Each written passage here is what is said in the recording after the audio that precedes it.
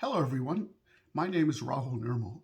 In today's video, I'm going to discuss how to encrypt your files and folders on your Windows 10 PC using Windows' own built-in EFS technology.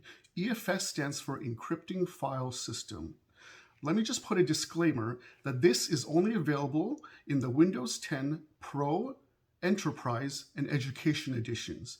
If you have the Home edition of Windows 10, this video will not apply to you, and you would have to get a third-party application to encrypt your files and folders, which I will not discuss in today's video. Moving on, there are two reasons why you would want to encrypt your files and folders. The first reason is if you're on a PC that has more than one user, you can prevent other users from snooping and viewing any of your sensitive files and folders that you'd like to be kept only to yourself. When you encrypt your files and folders, even if you're only a regular user and another user on that PC is an administrative user, that person would still be unable to view your files and folders, even when they have greater rights over the PC than you do. The second reason is just in case your PC or just its hard drive from the PC are ever stolen, then the thief would be unable to look at your files and folders due to them being encrypted. Only you would be able to once you have a certificate, which is a special file I'll discuss in the video, backed up. If you're missing this certificate, keep in mind that even you would be unable to view your encrypted files and folders if anything happens. So, without further ado, let's go over to my Windows 10 PC and we'll discuss how to encrypt your files and folders. Let's get started. Right now there are two user accounts on this computer. One is called Barry, and that's the administrator account, and the other one is called Rahul, which is a non-administrator account. Right now I'm logged in as the Rahul account. When I open up File Explorer, you'll see on the left, these are the common folders that every user gets, such as desktop documents, downloads, music, pictures, videos. And let's say I want to look at Barry's folders here, and I want to see the files contained within. I'll go to C drive, go to users, go to Barry, and then when I double click on it, it says I don't currently have permission to access this folder. Let me click on continue, and now I'm prompted to enter Barry's password, the same password that that user would use to log on to this PC. And let's say I don't know that password, I won't be able to access any of his files, so I'm going to click no. However, the other way is not true. Because Barry is the administrator, he would be able to log into his account and look at all of my files located in these folders. So suppose I don't want that to happen, I can always prevent him from doing so by encrypting these files. Now let's say that I, as the user Rahul, do not want the administrator of this PC, Barry, to look at one of my files. And this file is located in my Documents folder and inside another folder called My Personal Files. It is a text document called My Private Diary. When I double click on it, and the contents just say this is my private diary, I hope nobody besides me ever reads it. So if I want to encrypt this individual file, I'll right click on it, go to Properties, Advanced, click on Encrypt Contents to Secure Data, click OK, and hit Apply. And now I'm prompted with a message asking if I want to encrypt just the file itself or the entire folder that it's in. And I want to encrypt just the file. And hit OK, and OK. And now you'll see that on the file icon there's a small yellow padlock symbol to indicate that this is an encrypted file. And another way to tell if a file is encrypted or not, in My File Explorer you can go to Options, View, scroll down, and you'll see an option saying Show Encrypted or Compressed NTFS Files in Color. And if I select this, you'll see now that the file name and file extension has changed to the color green. And that's another way to indicate that a file has been encrypted. And if I want, I can also encrypt an entire folder. And by doing that, you'll just go to the folder. Again, right click, go to Properties, Advanced, and Encrypt Contents to Secure Data. And hit Apply, and I want to apply to this folder, Subfolders and Files, and hit OK. So now the entire folder itself is encrypted. Now do keep in mind that when a folder is encrypted, any new file that I create inside of this folder will automatically be encrypted. I don't have to do it manually like I did for my private diary. Let me show you. I'll just go right click, go to New, make a new text document, and just call it ABC.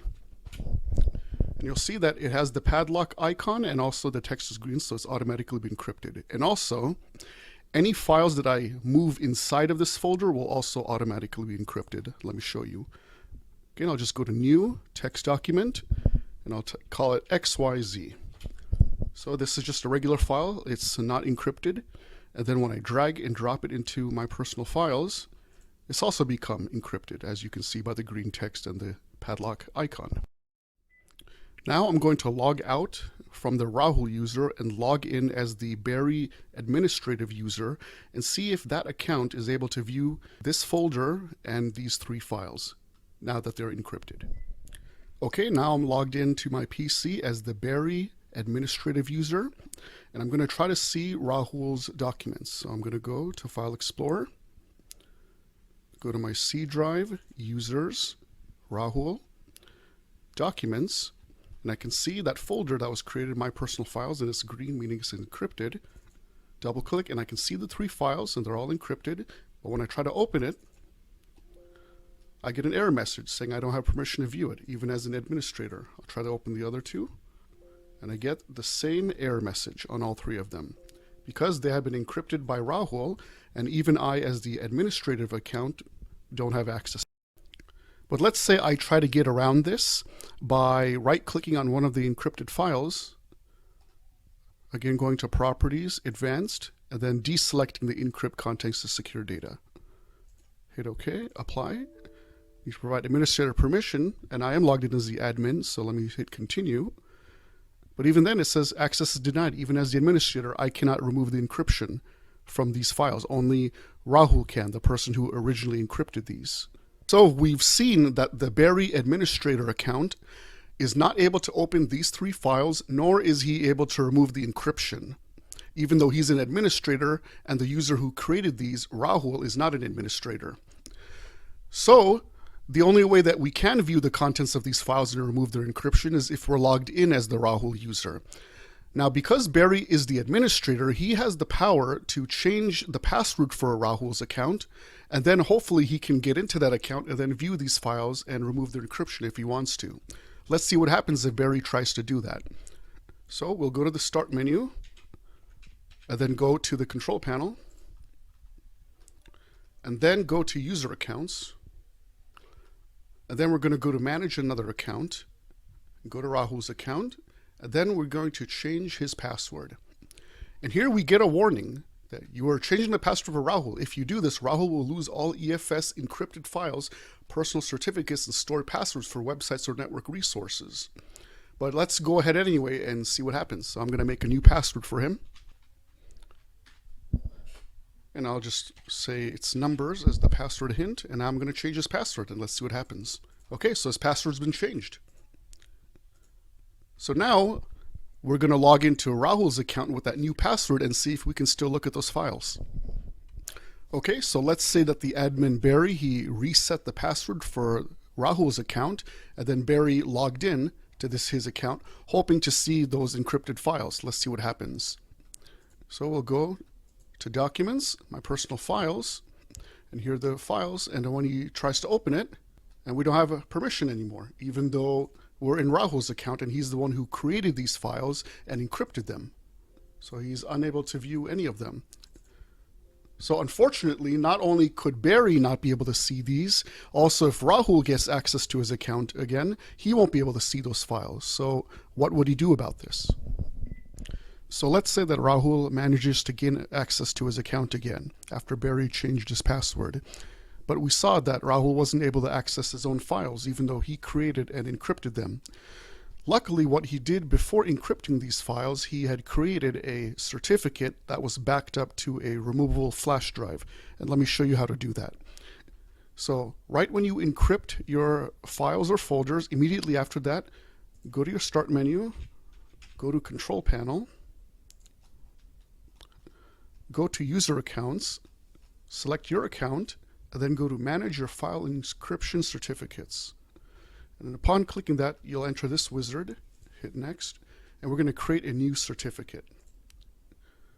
We're going to make a brand new one, and I'm going to back it up to my USB flash drive, and I'm just going to call it Cert.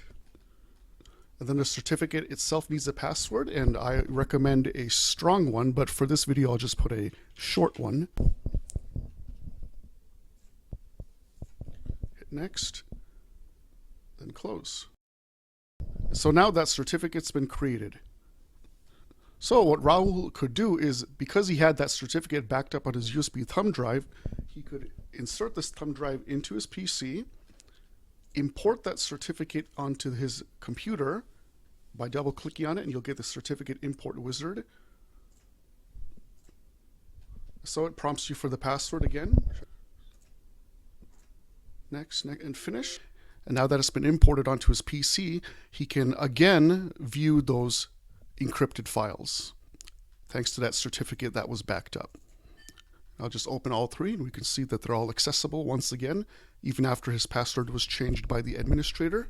So we can see that using certificates is extremely important, and you must back it up to a removable piece of media, such as a thumb drive, or burn it onto a CD, DVD, right after you encrypt your files, because that might be your only chance to be able to access your files again. And these certificates are especially important when, as we've seen earlier in this video, you have multiple users on your PC, and one user changes your password, and then you can't access your own files anymore. Or if your PC or its hard drive are stolen, and then that person who stole it is now unable to look at your encrypted files because that person does not have the certificate. And by some chance, even if they manage to get the certificate, if you protect it with a strong password, then even then they still can't access your data. Both the data and the certificate will be worthless. Thank you for watching my video today on encrypting your files and folders using Windows Encrypting Files system. If you like this video, please hit the like button down below, and if you have the time, please also hit the subscribe button to subscribe to my channel, because I'll be creating more content like this in the near future. Thank you so much for watching, and have a great day.